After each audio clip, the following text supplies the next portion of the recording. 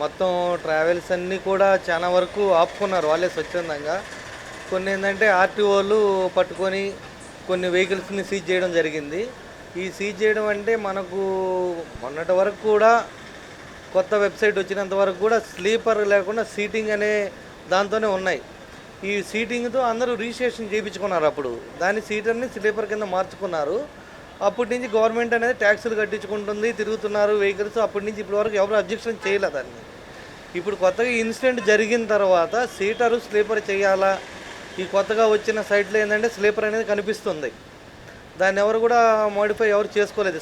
ఆర్సీలో ఇప్పుడు వరకు కూడా ప్రతి ఒక్కరికి సీటింగ్ అనే ఉంది, స్లీపర్ లేదు అక్కడ.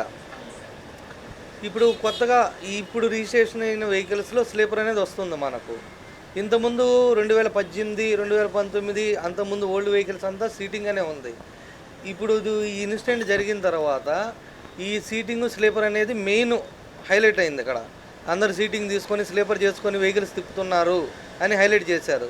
దానివల్ల ఏంటంటే ఈ ఆర్టీఓలకి వీళ్ళకి పైనుంచి వచ్చిన ఇంట్రక్షన్స్ గురించి ప్రతి ఒక్క వెహికల్ మీద రైడ్ చేసి ఆర్సీలు కరెక్ట్గా ఉన్నాయా, ఎమర్జెన్సీ డోర్లు కరెక్ట్గా పనిచేస్తున్నాయా లేదా, ఫైర్ ఎగ్జిస్టర్ ఉందా లేదా, ఫస్ట్ ఎయిడ్ కిట్ ఉందా లేదా, ప్రతి ఒక్కరికి క్షుణ్ణంగా పరిశీలించడం జరుగుతుంది.